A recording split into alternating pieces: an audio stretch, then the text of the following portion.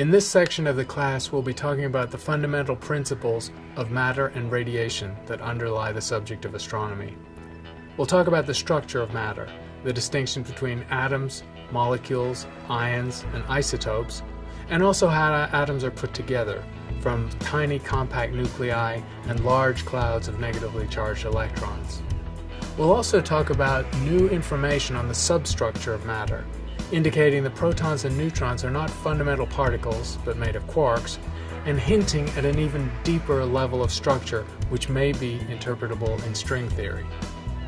We'll look at radiation as well, and the equivalence of matter and radiation in terms of Einstein's famous equation, E equals mc squared.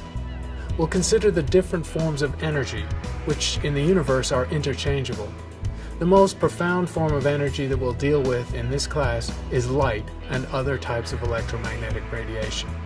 They are all unified in terms of being electromagnetic waves traveling at the same speed, 300,000 kilometers per second, in a vacuum. Radiation is fundamental to how we understand the universe.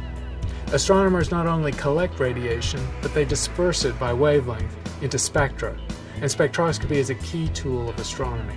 So we'll look at what can be learned from spectroscopy, which enables us to remotely diagnose the composition, temperature, and even density of remote astronomical objects, such as stars, compact remnants of stars, and even entire galaxies.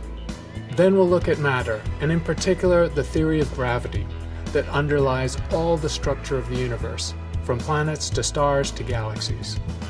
The theory of gravity from Isaac Newton applies in almost every location in the universe, but in the early 20th century, Einstein developed a new concept of gravity that applies more accurately in regions where the gravity is strong.